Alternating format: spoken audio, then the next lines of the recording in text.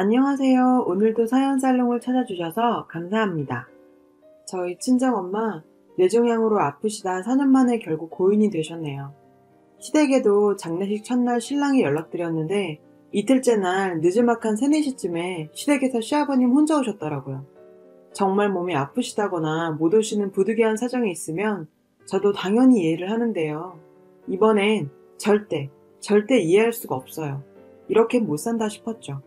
언제부터 잘못했는지 기억을 더듬어 봤어요.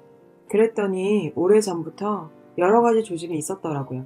제가 임신했을 때 이미 친정엄마가 몸이 많이 안 좋으셨어요. 제가 유난히 배가 많이 나왔었거든요. 시어머니가 배 때문에 움직임이 불편할 즈음엔 제 몸만 잘 케어하라 하셔서 감사했죠. 저는 그 말을 믿고 직장과 집만 오갔고 살림살이는 시어머니께서 다 해주신다고 해서 출산 전에 시댁에 들어갔어요. 임신 기간 중에 직장을 다니고 있어서 시어머니랑 크게 부딪히는 것도 없었습니다.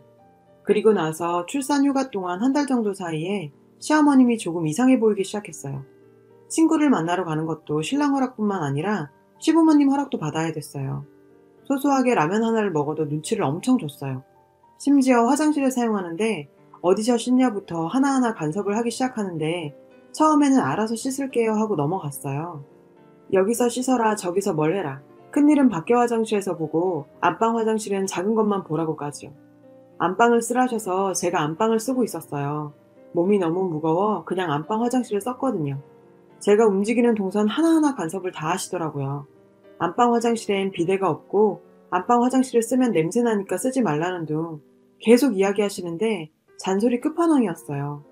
산후조리는 조리원에서 하기로 했죠. 산후조리가 끝나고 나선 친정엄마가 많이 안 좋으시니 어쩔 수 없이 다시 시댁으로 들어갔어요.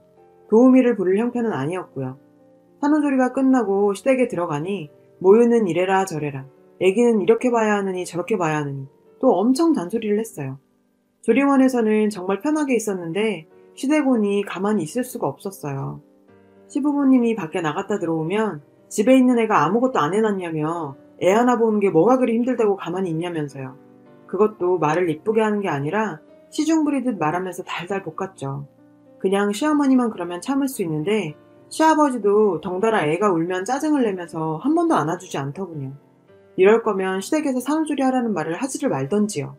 이렇게 있다간 저도 죽을 것 같고 아이도 제대로 키우지 못할 것 같아서 이런저런 핑계를 대며 집으로 돌아왔어요. 몸은 불편해도 마음만은 정말 편했습니다. 그 와중에 시어머니, 요즘 세상에 며느리 산후조리 해주는 시엄마가 어딨냐며 생색이란 생색은 다 내더라고요. 그리고 아이가 6개월쯤 됐을 때 남편이 한동안 6시에 출근했어요. 파견 근무인데 점심을 먹을 곳이 없다고 해서 도시락을 싸줬어요. 새벽에는 아이가 예민해서 작은 소리에도 깰 때가 많았어요. 도시락을 싸다가 아이가 울어서 남편에게 이거 쌀 동안 잠시만 보고 있으라고 했죠. 안고 해보려고 했는데 허리가 통증으로 너무 아파서 못하겠더라고요. 남편이 자기도 출근 준비로 바쁘니 저보고 애를 보라는 거예요. 순간적으로 당신 도시락 싸고 있는 거 안 보이냐고, 어떻게 도시락 싸면서 애를 볼 수 있냐고 물었더니 남편이 애 없고 도시락 싸면 되는 거 아니냐며 도리어 큰 소리를 쳤어요. 순간 저도 화가 나서 고래고래 소리 지르며 싸웠죠. 남편은 출근해야 해서 가고 저는 아이 재우고 아이 깰까봐 혼자 대문 밖에서 울고 있는데 시어머니 새벽 교회 다녀오시면서 딱 마주쳤어요. 제 이야기를 듣고 처음엔 달래주는 척 하더니 이내 하는 소리가 도시락 싸면서 김치랑 국은 쌌냐고 하더라고요. 그놈의 밥. 김치랑 국. 정말 어떻게 대처했는지 기억이 안 날 정도로 정신이 멍했어요. 자신이 좀 심했다 싶으셨는지 자기가 애를 좀 봐줄 테니 들어가서 쉬래요.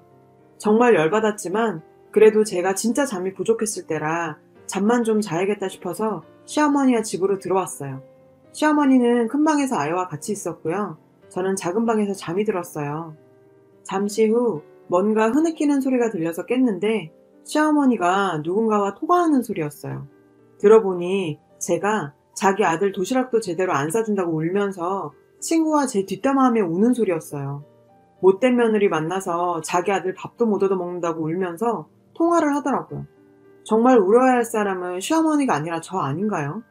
그날 너무 스트레스 받아서 나도 엄마 있다 싶어 친정으로 가고 싶었는데 엄마가 아픈데 이런 제 상태를 보여드릴 수가 없더라고요. 솔직히 많이 서러웠어요. 임신 때 보세 옷 한 벌 사래서 골랐더니 2만 원 나온 거, 그것도 비싼 거 골랐다며 그 자리에서 배 불룩 나온 임산부 옆에 두고 깎아달라고 실갱이 하신 시어머니였어요. 늘 임산부 옷은 비싼 옷 사도 얼마 못 입으니 애 낳고 남편이랑 같이 좋은 옷 사주신다 하셨죠. 애 낳고는 옷을 사러 간 건 아니었고 선물할 곳이 있어 남편 시어머니와 같이 쇼핑을 갔는데 결국 남편 옷만 사서 집에 돌아왔어요. 이런 일이 한두 번이 아니었어요. 그러면서 시어머니는 늘 남편한테 하는 말이 늙은 나 신경 쓰지 말고 아내한테 잘하라고. 남편은 정말 자기 엄마가 최고의 시엄마인 줄 알더라고요. 어떤 때는 아이가 밥도 잘 못 먹고 많이 울어서 저도 아이도 탈진 상태였어요. 그래서 남편한테 아이 우유병 좀 씻어달라고 부탁했어요. 그런데 무슨 초능력이 있는지 축지법을 쓴 건지 어떻게 그렇게 빨리 알고 저희 집으로 오셨는지 시어머니 오셨고 본인이 결국 다 하셨어요. 그러면서 남편한테 설거지 시키는 것들은 본래 못된 것들이라며 설거지하는 내내 귀에 딱지 않도록 말씀하시더라고요. 본인 아들 부엌에 못 들어오게 결계를 쳐놓으신 게 분명했어요.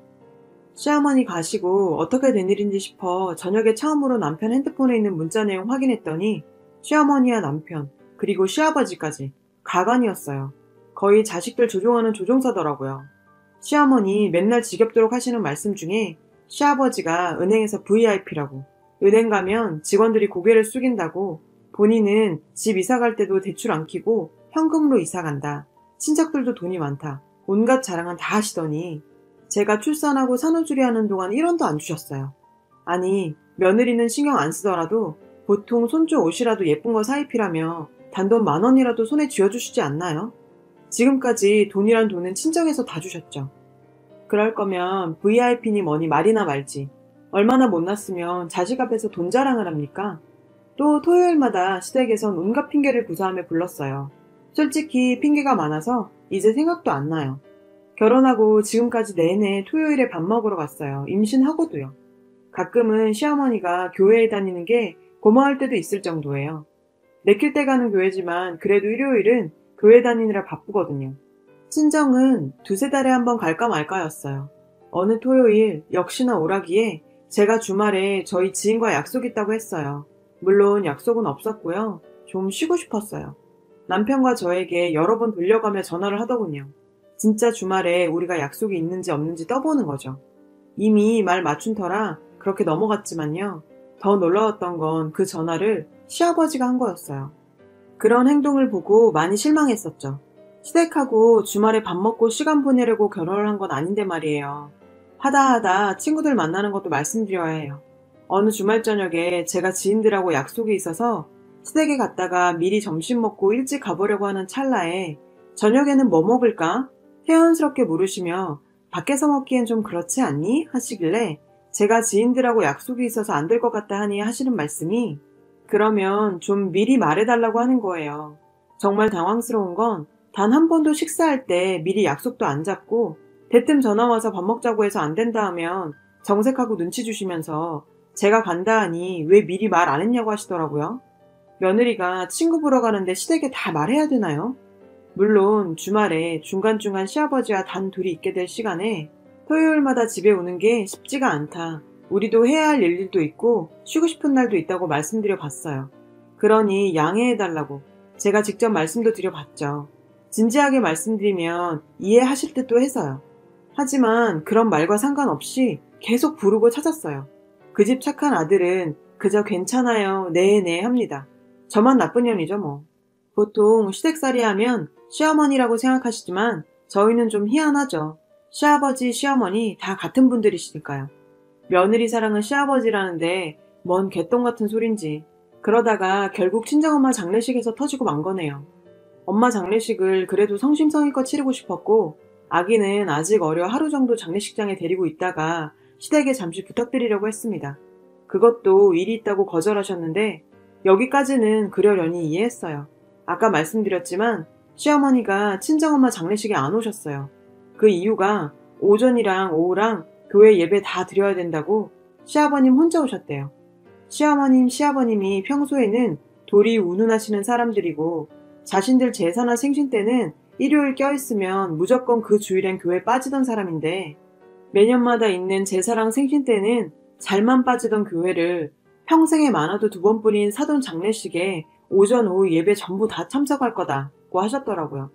거기다 시아버지께서는 종교가 기독교가 아닙니다. 시댁은 유교 사상 숭배하는 집안이고 시아버지께서는 시어머니 교회 다니는 거 탐탁치 않아 하세요.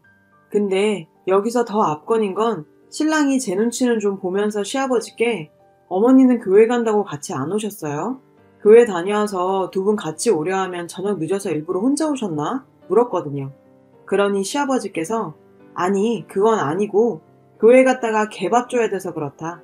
개 굶기면 안 되잖아. 그래서 네 엄마 보고 교회 갔다 개 밥 주라고 나 혼자 왔다.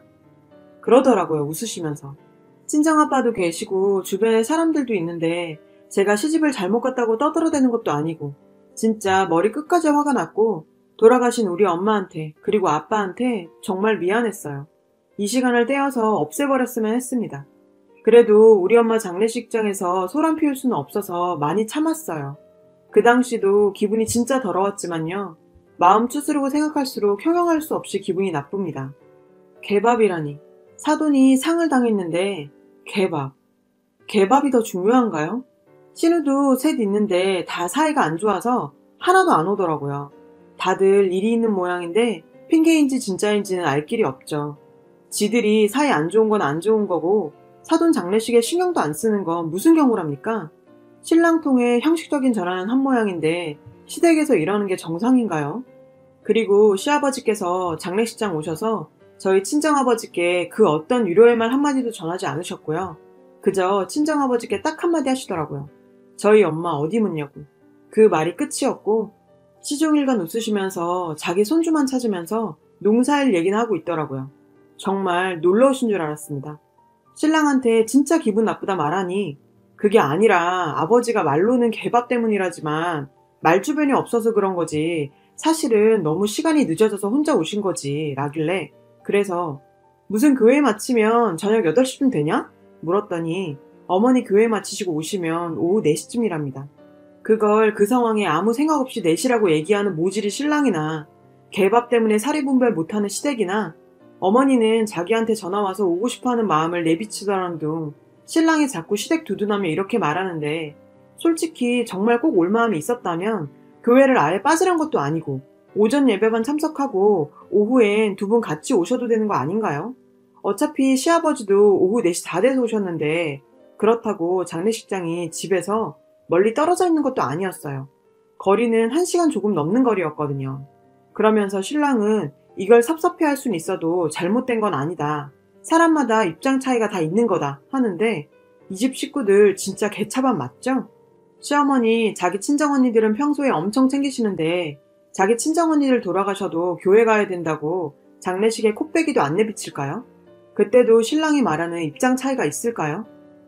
엄마 보내고 친정아빠 보러 가니 아빠는 참 기운이 없으셨어요. 뭐 우리 시댁이 어쩌니 저쩌니 말씀하실 기운도 없어 보였으니까요. 그런 아빠를 보니 결혼해서 시댁 근처 살면서 할 만큼 했으니 이제는 제가 아빠 옆에 있어드려야겠다는 생각이 들더라고요.